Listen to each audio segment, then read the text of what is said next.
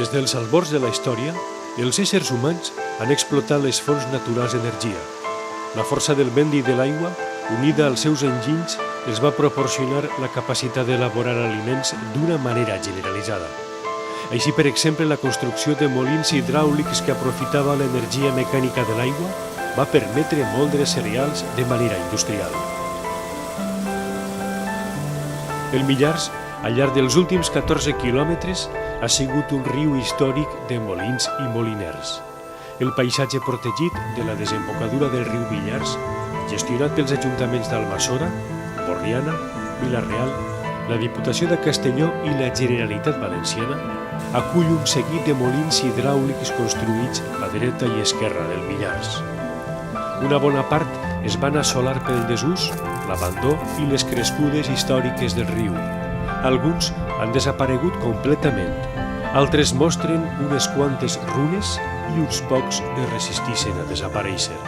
Els molins són en principi fariners i de batà, que eren dues activitats necessàries.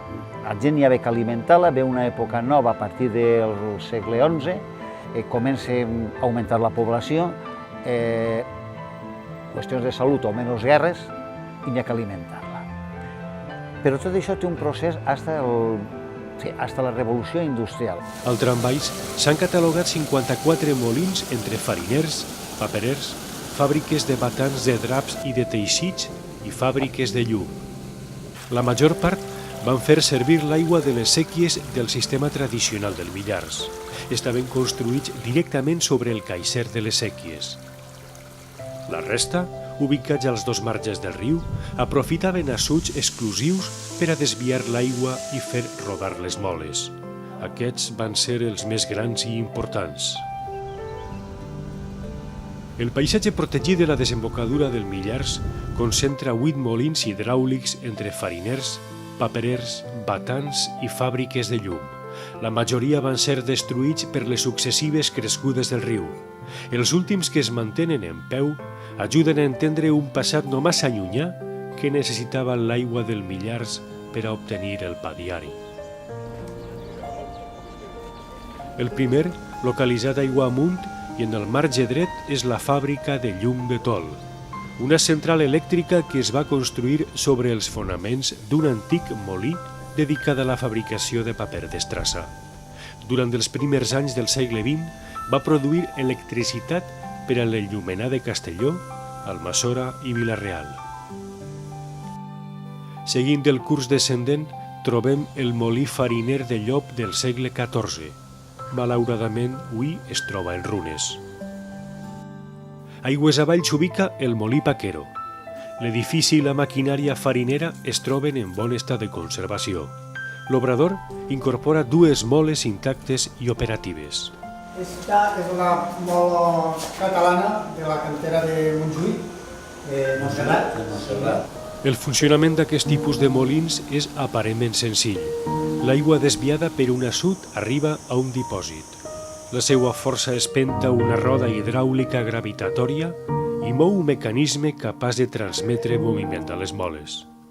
Pues l'abuelo anava a traginar, agarrava el blat que per les cases, el portava al molí, després el portava la farina molturada, ja tot elaborat, i després venia gent a moldre també. Però després, quan ja van plantar horts per ací, ja que n'hi havia horts i no n'hi havia blat, doncs què feia? Mon pare i m'abuelo compraven blat, el portaven de Teruel i feien farina. Aigües avall, al terme de Vila-real i pel mateix marge dret s'alça el molí de l'ermita del segle XIX. Primer va ser fariner i més tard va fabricar tatxes per a confeccionar caixons de fusta per a les taronges. L'obra hidràulica es troba en bon estat de conservació. El molí alberga una completa col·lecció dels molins del Millars. A un tir de pedra del molí de l'ermita s'alcen les 4 parets del molí bisbal. Primer va ser fariner, després de tatxes i finalment fàbrica tèxtil per a la neteja de borra.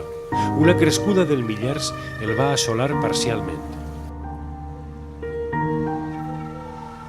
Poc abans d'arribar a l'ermita de Santa Quitèria d'Almassora i a la vora del Pantanet estan les runes del molí Montserrat dedicada a la farina, a la fabricació de tatxes i a la serraria de marbre. Sobre el riu, el que tenim són un fixe, que sí sabem que va existir, que és el molí Montserrat, el molí de pedra, que és com se'l coneix, a Almassora de mode tradicional, i després el que tenim són referències d'intentos de molins, o molins que van existir i després van desaparèixer totalment, que no queda rastre d'ells, més que documentalment. A uns pocs metres del pont de Santa Quitèria s'ubica un molí històric, el més antic de les comarques de la Plana.